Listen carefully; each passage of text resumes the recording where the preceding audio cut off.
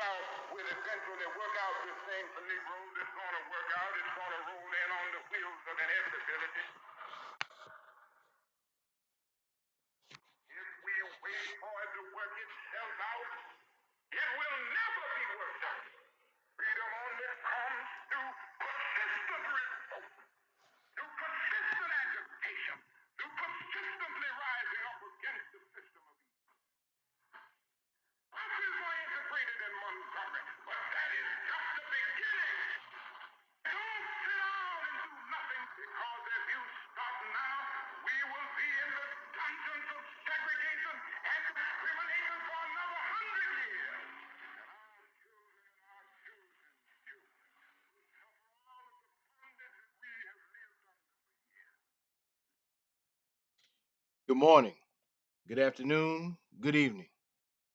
Yes, indeed, this is Dr. Soul Brother coming to you again. I know it's been a minute, a lot has happened. I had a health issue to deal with, but I'm fine by God's grace. So I miss everybody. I apologize for being away for a few months, but um, I'm dedicated to giving my audience the ills. I mean the ills. Listen to me. The remedies to help cure your ill. This show that I'm doing is very important and dear to me because we want to celebrate um, and commemorate rather the life and times of Reverend Dr. Martin Luther King Jr. One could even argue this might be one of my more important shows, if not the most important one that I've done so far. But I'll let you be the judge. I want to talk about Dr. King because we want to recognize that when it comes to his birthday, when it comes to the anniversary of his assassination, and an assassination is it has political implications. That's why they don't just say so and so who got shot out on the street. Just the average Joe Blow was assassinated. Assassination has political implications. But let me move on. This right here, given the climate that we're in, is critical that I address some things that have been bothering me. And you have to bear with me because I'm trying to maintain, keep it together here. But I'm very passionate about the plight of our people in this country. And it really bothers me how there's some people, especially folk who are much younger, who haven't connected the dots when it comes to certain things. But let me move on here. I want to talk about the family background of Dr. King. As some of you know, or some of you may not know, depending on your age, Dr. King was born January 15th, 1929, in Atlanta, Georgia. Um, his mother and father, well, first of all, originally his name was Michael Luther King, and he was Michael Luther Jr. His father was Michael Luther Sr. However, the father changed the names later on in Dr. King's uh, youth to Martin Luther King after Martin Luther, the famous Martin Luther. Well, so I would encourage some of y'all to do your homework on that. That's a whole nother discussion on Martin Luther, and I'm not going to get into right now. But here's the point: Dr. King was born in Atlanta, Georgia, in a middle class community. His mother and father were both products a of HBCUs. His father uh, attended and graduated from Morehouse. Mother, I believe, went to Clark College at that time. Today it's Clark Atlanta because they merged Clark College with Atlanta University, whereas back then they were separate schools. I believe it's either Clark or it's Morehouse. I'm sorry, it's Morris Brown. One of the somebody check on that. I'm drawing a blank for some reason. But anyway, it's in either case, um, both parents are products of HBCUs.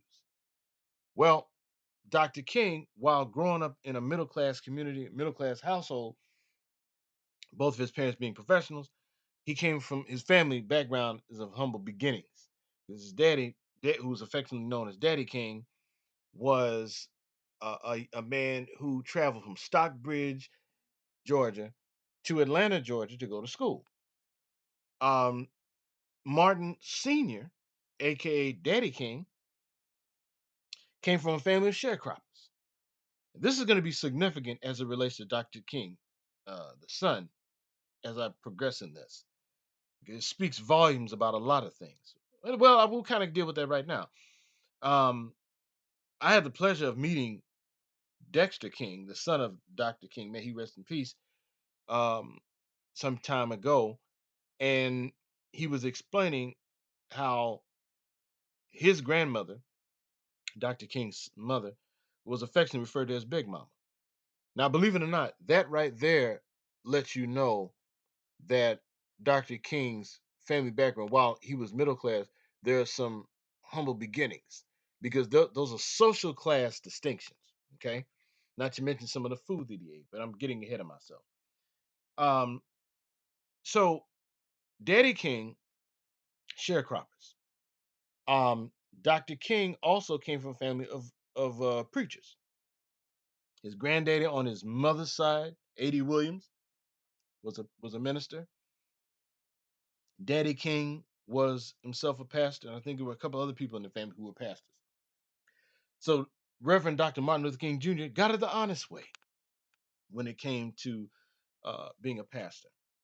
Well, the thing is this: um, I think it's important to know and understand that um, Dr. King, while he went off to college, as I'm not going to spend too much time going into his bio like that, but because it's really your responsibility, talking about you in the audience, your responsibility to dig into information on Dr. King. Check out books from the library. Go to the bookstore. Order them online. Go to YouTube, etc.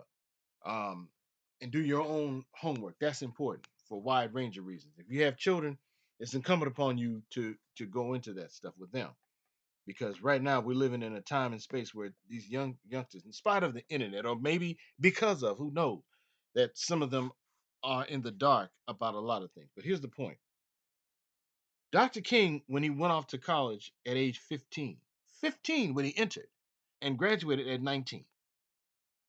Um, Little did anybody know that Dr. King, well, he wasn't doctor yet, but the young Martin Luther King Jr., aka ML, who is close, uh, people who were intimate with him knew him as ML for Martin Luther, uh, saw him being an activist. But the Lord has a way of pulling you into things and saying, putting his hand on you, saying, "You're the one." And clearly, Dr. King was the one.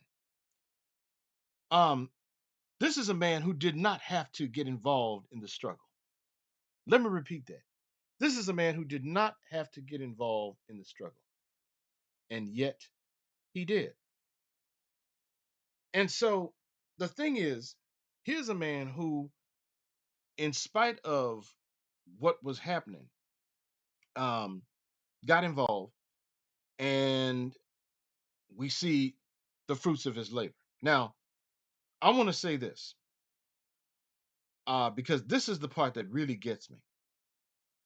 There are things, groups, organizations that Dr. King was affiliated with today would be deemed as enemies of black folk, when in fact, nothing could be further from the truth. For example, while Dr. King did not pledge any fraternity as an undergrad at Morehouse College for whatever reason, I don't know why. Maybe he didn't have an interest or he got rejected. I don't know, but it really doesn't matter. It's a moot point. The point is, by the time he got into grad school, at because remember he got his undergraduate degree from Morehouse, postgraduate degree from Crozer School in uh, Pennsylvania, and he got his PhD at a school in Boston, Massachusetts. This is where he was initiated into the oldest and the coldest fraternity, black fraternity it is, by the name of Alpha Phi Alpha Fraternity Incorporated. At some point, he was initiated into the Prince Hall Masons. He was also invited and initiated into the Boule, aka Sigma Pi Phi. Now, again, let's be clear.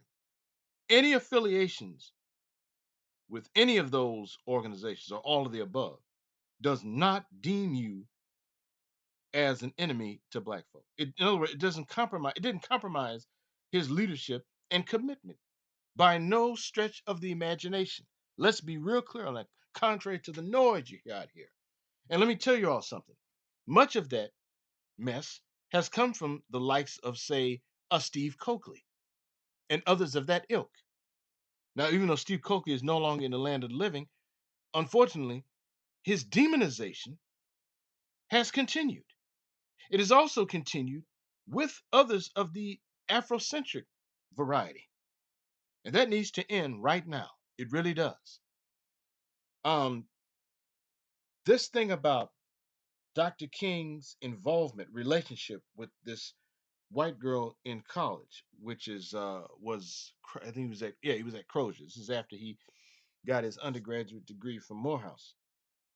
In many ways, I dare say, is a non-issue, and here's why. First of all, it was brought to his attention that if he maintained this relationship with this white girl, this would have created problems with him when it came to he couldn't have, wouldn't have been it would have been a problem. Let's say if he had returned to Atlanta, which he eventually did, but if he had done this at the time when he was involved with this German girl, or she was of German extraction, one or the other, um, it would have created a problem.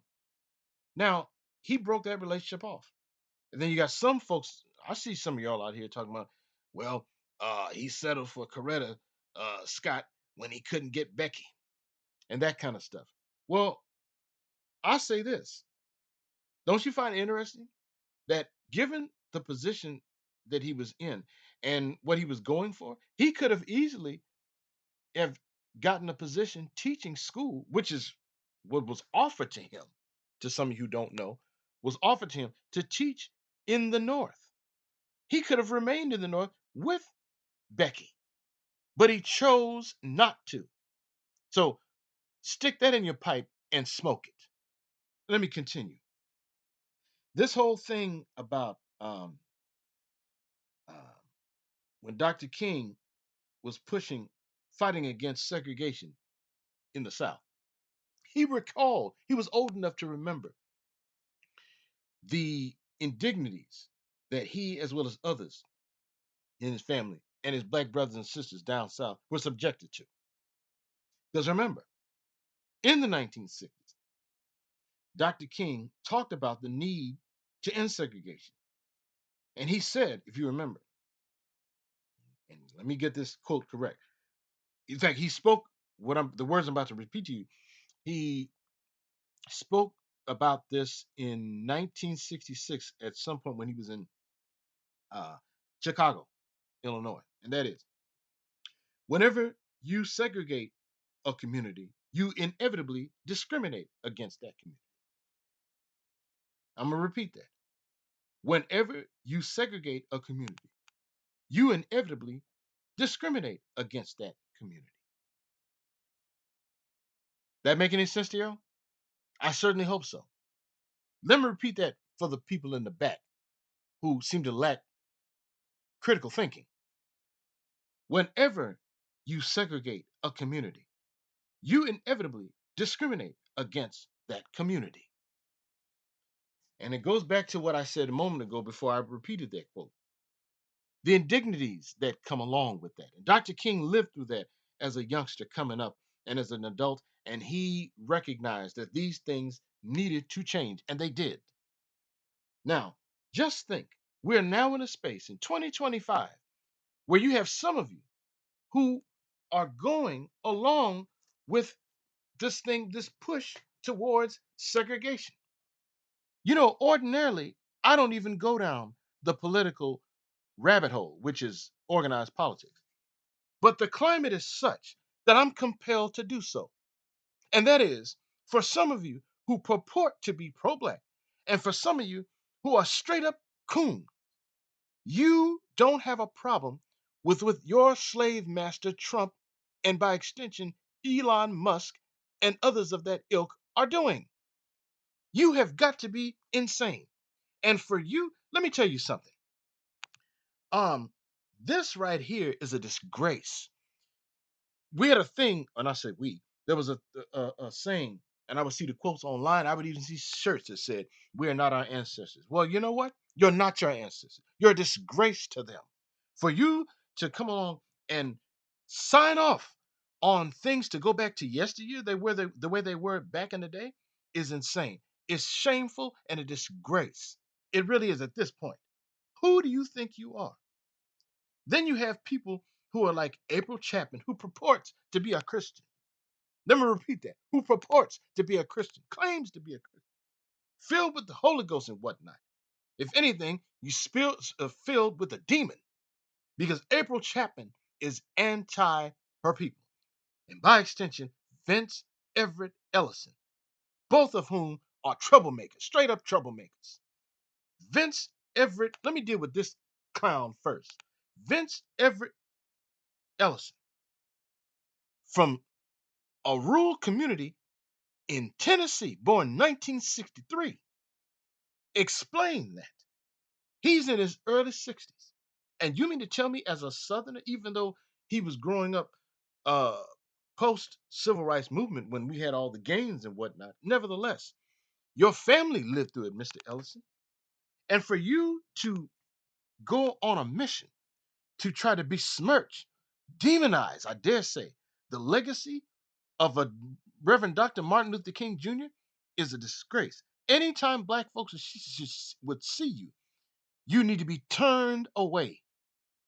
And like that saying goes, all skin folk and kinfolk is real. Well, um, that's what you're dealing with. Then you got April Chapman, who has it in for black folk, and she claims to be a Christian, and yet you sign off on your slave master Trump.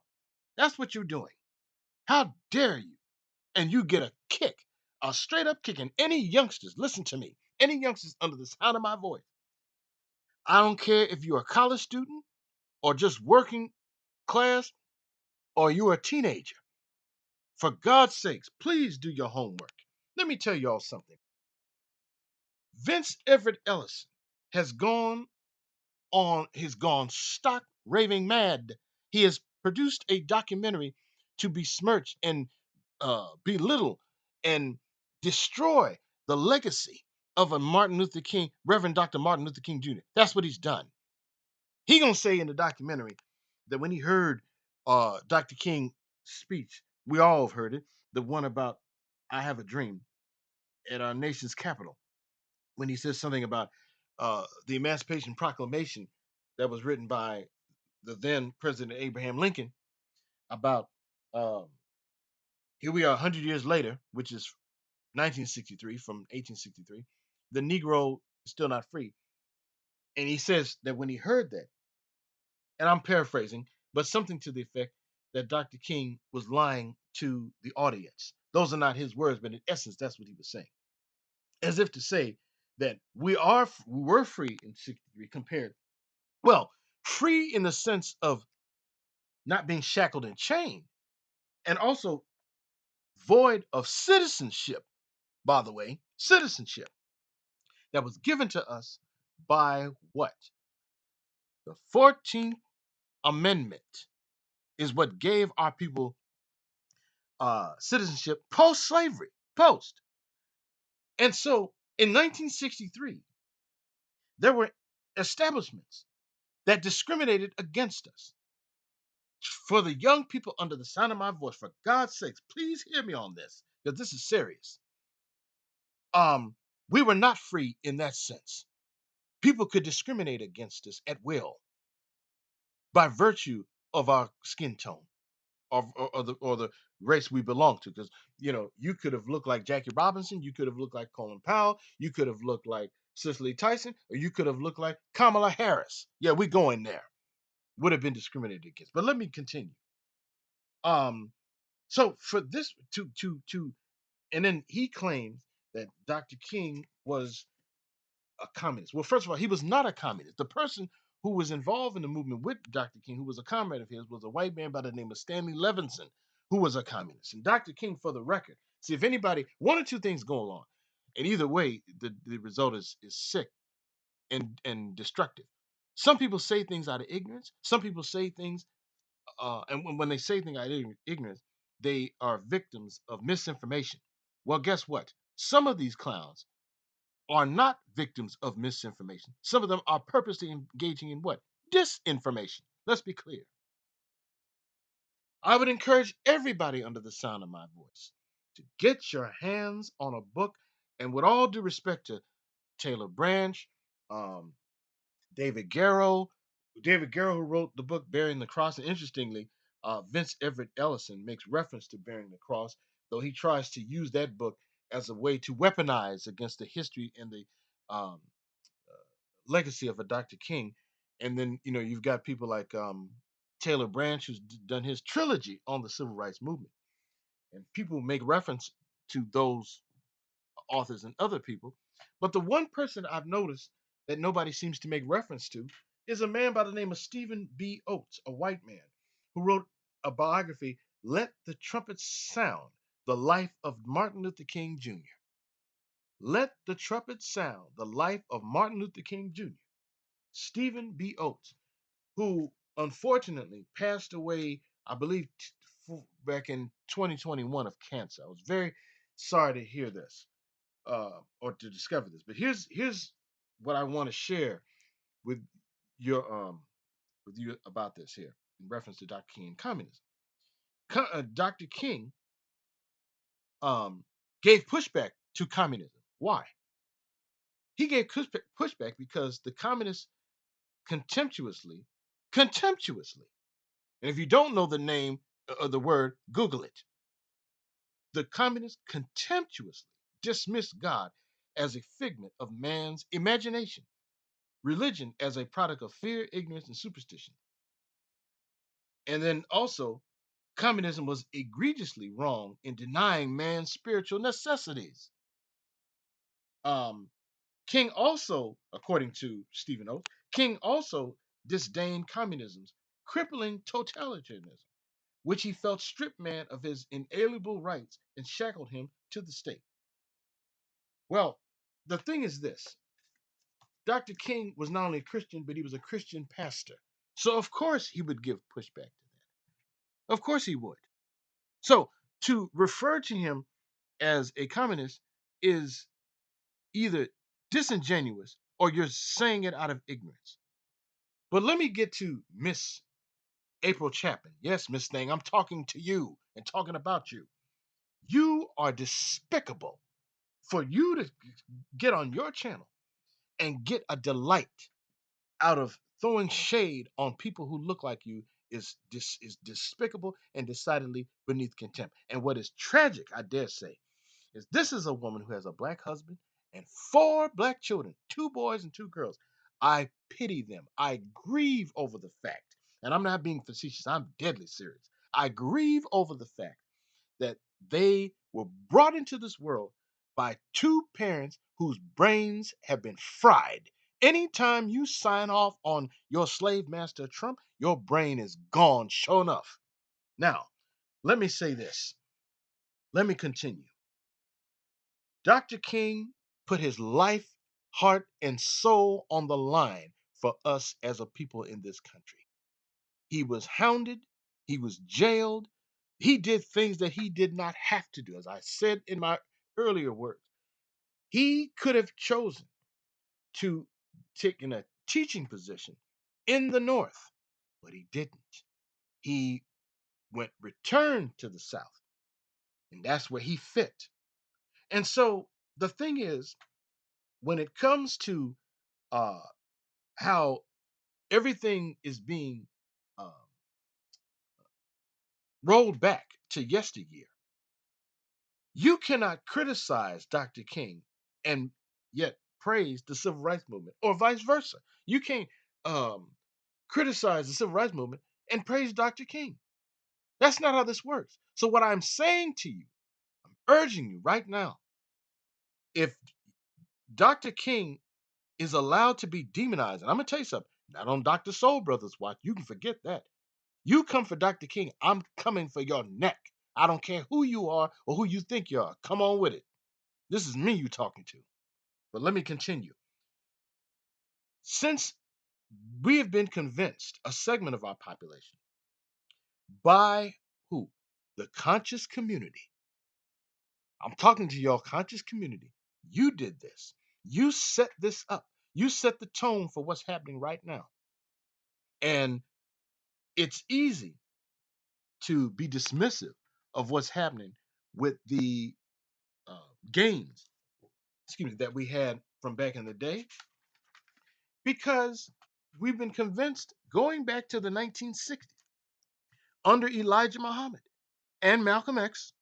Now, Malcolm is my man, but there were areas where Malcolm was wrong in the Nation of Islam, of what he had metamorphosized by the time he was no longer in the nation. And at some point, Dr. Sober is going to do a show on him because that needs to be done. But here's the point. Um, that's the genesis of the anti-Dr. King sentiment. Then when you get to the 1980s and 90s, they really demonized it. And so here we are in 2025, and people believe that we were better off under segregation. Okay, pause. Let's unpack that for a moment. Well, we had our own businesses. We had on this, we had on that. We were a close-knit community. That part is true. However, it's not because of, it's in many ways in spite of. Because when you frame it that way, it suggests segregation is what we need. No, we don't. Imagine you thinking and talking like this in the presence of our directly two elders who are old enough to remember when your dignity um, was uh, um, a problem in terms of uh, you being discriminated against, as Dr. King referred to, and that your dignity was at stake. All one has to do is go back to the letter from a Birmingham jail written by Dr. King. Just that alone, what he wrote there, should inform a person, hey, this ain't what we want. And I'm telling you right now, you folks are pampered and spoiled. Pampered and spoiled. You didn't live that life. I didn't live that life. But guess what? I have enough sense to, first of all, I'm a student of history, number one. Number two, I lived in the South at some point during my life. And I get it. I get how, hey man, there were things, there are people who were born post civil rights movement. And even those who were born post civil rights movement, and say were born and raised in the South, you didn't live the life of your parents and grandparents and great grands. They went through things that you and I couldn't begin to imagine. Couldn't begin to imagine. And for you to sit up there and suggest that it's a positive thing, oh, so in other words, so what Donald Trump is doing is positive? The first thing I want to know, is there a doctor in the house?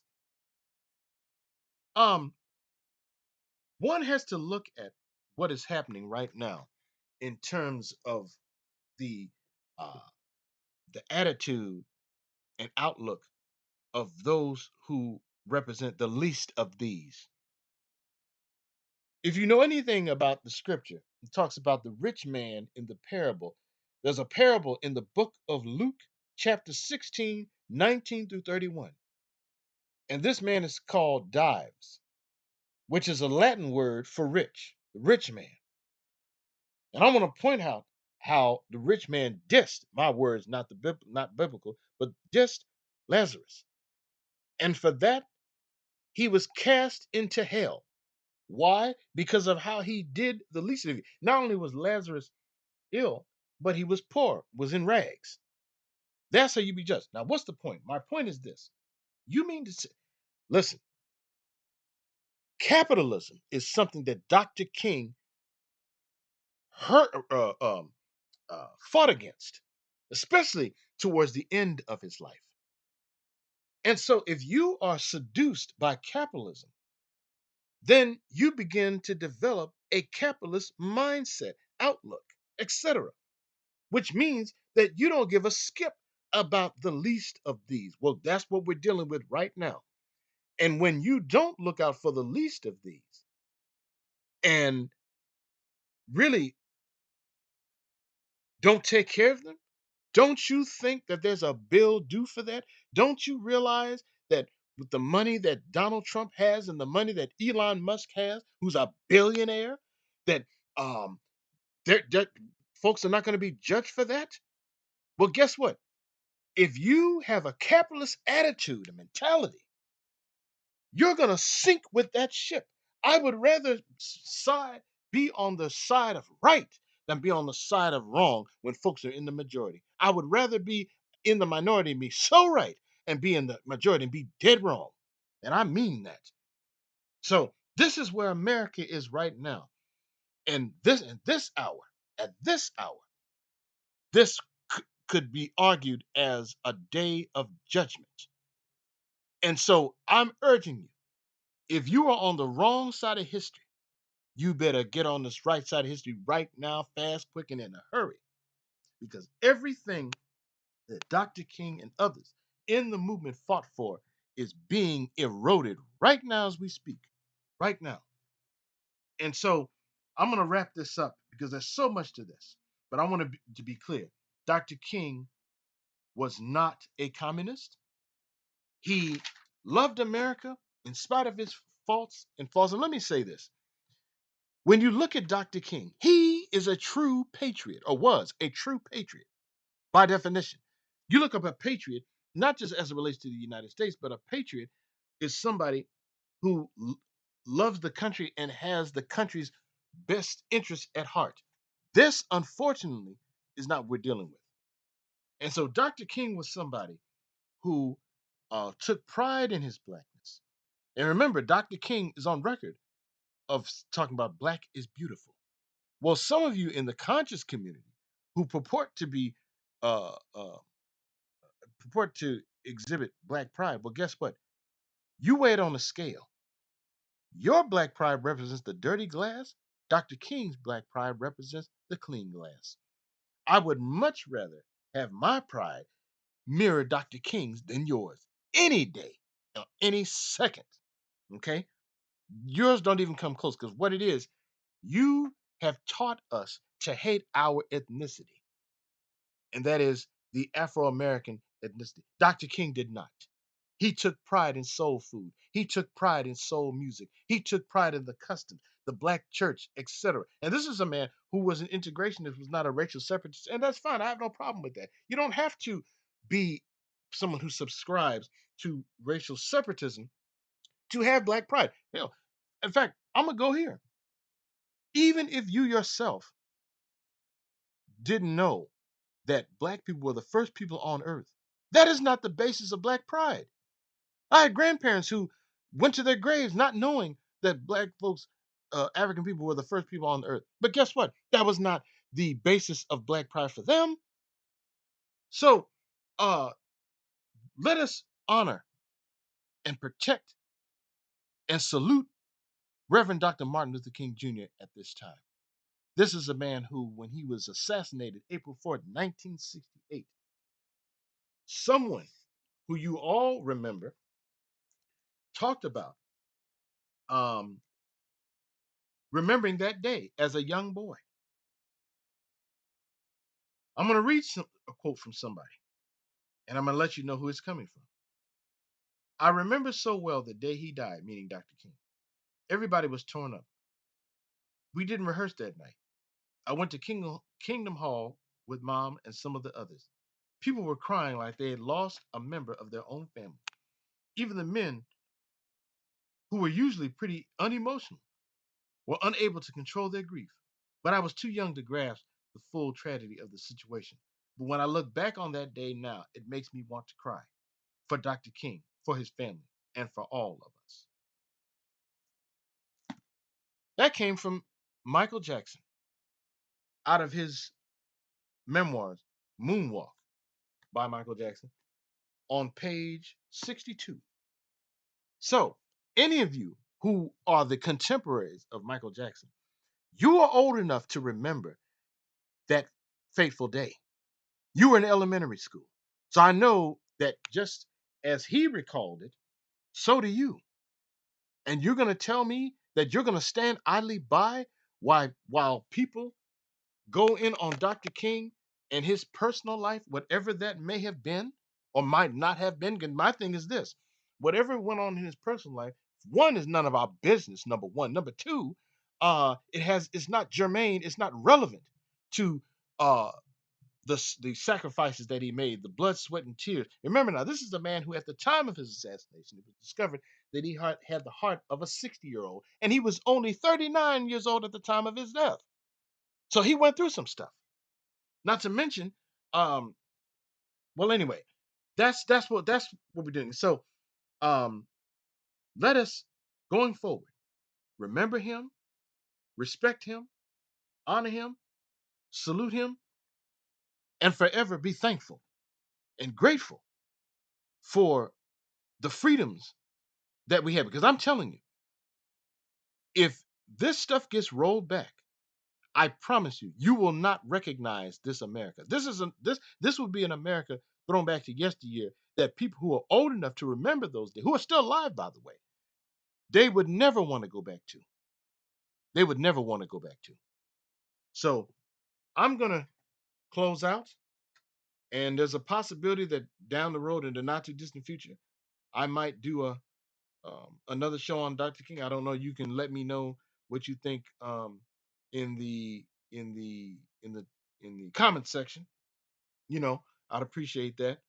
But I'm gonna close with something here um, before I sign out. Now I think is significant. It needs to be heard by people who are much younger today. With new privileges and new opportunities, I want them to know and see that these new privileges and opportunities did not come without somebody suffering and sacrificing for them. Here's the of law, Supreme Court, ordering desegregation of.